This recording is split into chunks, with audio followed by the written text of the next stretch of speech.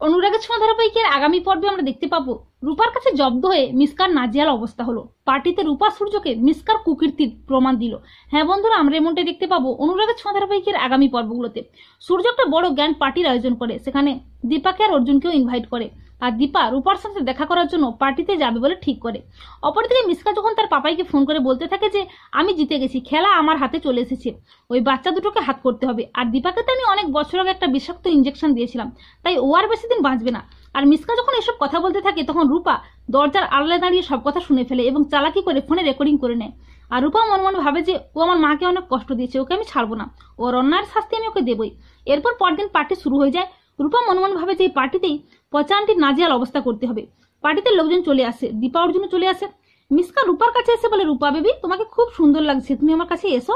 তখন রূপা মিসকাকে জব্দ করতে পার্টিতে সবার সামনে মিসকাকে ল্যাং মেরে নিচে ফেলে দেয়। তখন মিসকা পর্যন্ত খেপে গিয়ে বলে, রূপা তুমি এটা কি করলে, আমাকে ফেলে দিলে। মিসকা নাটক করে বলে, সূর্য আমাকে হেল্প কর, আমি উঠতে পারছি না। তখন রূপা রুদ্রমূর্তি নিয়ে বলে, তোমাকে কেউ হেল্প করবে না। তখন সূর্য রূপাকে ধমক দিয়ে বলে, রূপা মা, বড়দের সাথে এরকম ব্যবহার করতে নেই, ওর লেগেছে তো, তুমি ওকে এইভাবে ফেলে দিলে কেন। তখন রূপা সূর্যের মুখোমুখি হয়ে বলে, বাবা তোমার আর কোনো কথা শুনবো না, তোমার অনেক অন্যায় এতদিন সহ্য করেছি, আজকে আমি বলবো তুমি শুনবে।